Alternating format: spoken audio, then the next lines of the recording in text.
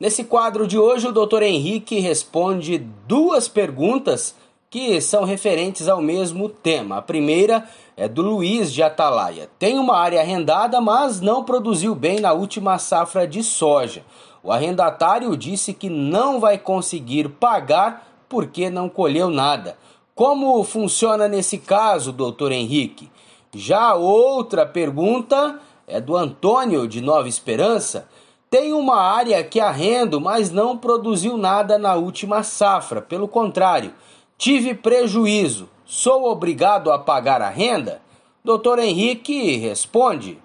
Olá, tudo bem? Olha, contrato de arrendamento é sempre uma situação bastante complexa, porque você tem que imaginar que, de um lado, você tem um arrendatário que tem certeza absoluta que, se ele não conseguiu produzir, não foi responsabilidade dele, o mais justo é que ele não tenha que pagar a renda para o proprietário. Mas, do outro lado, você tem um proprietário que, por sua vez, também tem certeza absoluta de que a parte dele no contrato de arrendamento, ele fez. E ele fez certinho, ele entregou a terra, ele não se envolveu, muitas vezes entregou até o maquinário para que a produção pudesse ser realizada. É por isso que a primeira coisa que a gente tem que analisar é o que é um contrato de arrendamento. E o mais fácil para a gente entender de casa é o seguinte: pensa num contrato de aluguel. Imagina, por exemplo, que você locou um imóvel e que o objetivo desse imóvel é residencial, só para a gente ter uma ideia. Só que chegou ali no final de novembro, você decidiu que ia passar o mês de dezembro inteiro fora.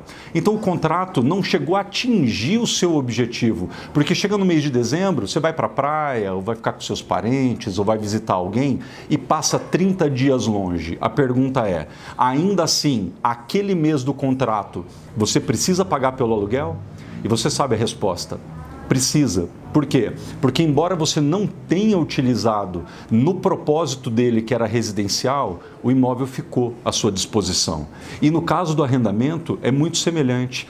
Através do contrato de arrendamento, o proprietário cede a quem vai trabalhar no imóvel, o imóvel, as suas circunstâncias, características, maquinário, equipamento, enfim, tudo que está à disposição, e ele, proprietário, não vai exercer nenhum tipo de influência se a safra vai ser realizada com sucesso ou não. Todo o trabalho vai estar na mão do arrendatário.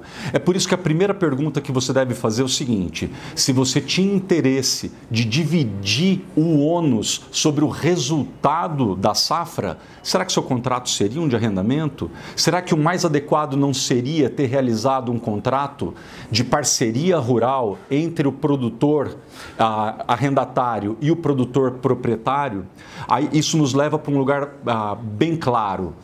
Dentro do agronegócio, o contrato barato, o contrato informal, o contrato mal feito, aquele que simplesmente você pegou com o seu contador ou que seu filho baixou um modelo na internet e vocês só colocaram os nomes, esses contratos baratos, eles normalmente saem muito caro para o produtor rural. Muito caro. Seja um contrato porque você está comprando um imóvel, seja um contrato porque você vende um imóvel, ou compra maquinário, vende maquinário, parceria rural, parceria pecuária, um contrato de arrendamento. É sempre importante que você, em primeiro lugar, entenda o que você deseja do contrato e depois consulte um advogado agrarista para te auxiliar, seja para redigir o contrato ou mesmo que a outra parte lhe dê o contrato já escrito, seja para revisar de acordo com os seus interesses. Bom, vamos lá nessa situação, mesmo que fosse um contrato de arrendamento. Seria proibido que as partes colocassem ali algum tipo de cláusula prevendo uma quebra de safra? Não. Poderia ter sido colocado. E que tipo de cláusula?